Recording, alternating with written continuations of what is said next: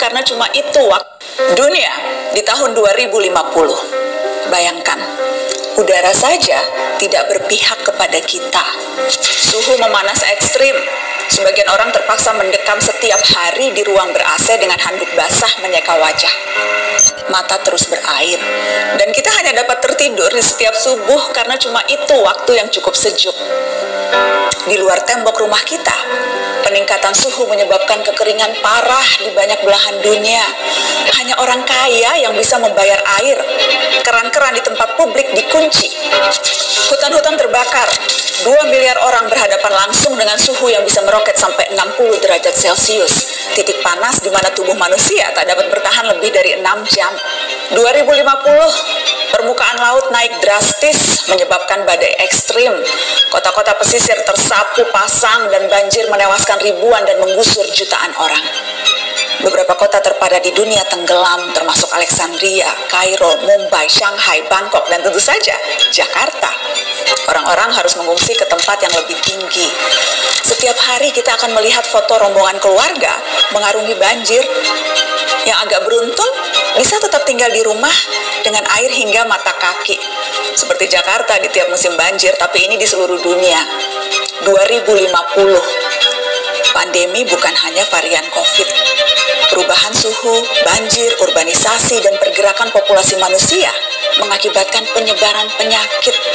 Setengah dari populasi dunia beresiko tertular malaria atau demam berdarah.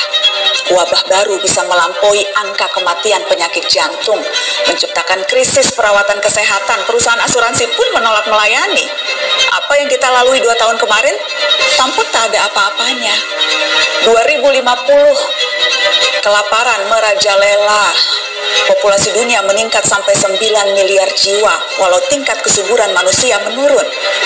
Terlalu banyak mulut harus diberi makan, sementara dunia kekurangan air dan lahan yang bisa digarap.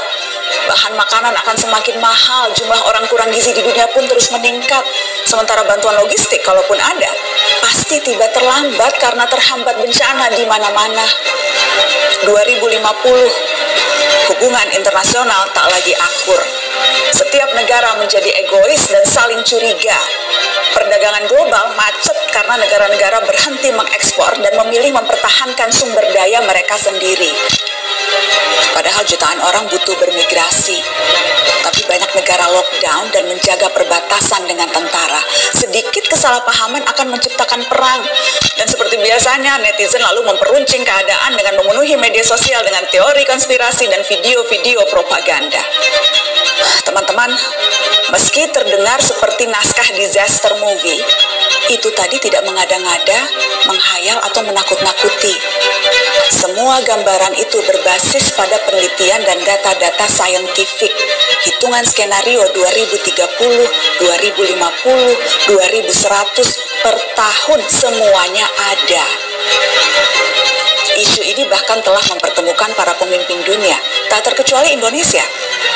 Kemarin Presiden Jokowi hadir dalam KTT COP26, sebuah forum tingkat tinggi yang diikuti 197 negara.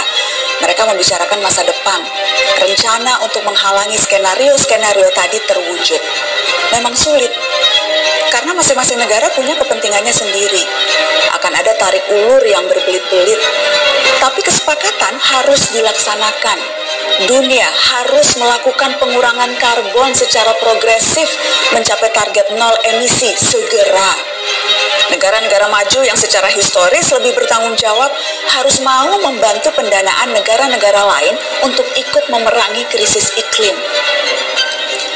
Dunia berpacu dengan waktu. Gelisah tidak akan menghalangi 2050 sampai di kalender kita.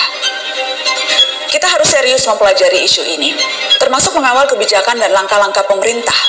Sorotan terhadap COP26 menegaskan Indonesia selama tinggal di planet yang sama tidak terbebas dari resiko maupun tanggung jawab. Ada yang bisa kita lakukan sebagai individu, tentu saja itu perlu.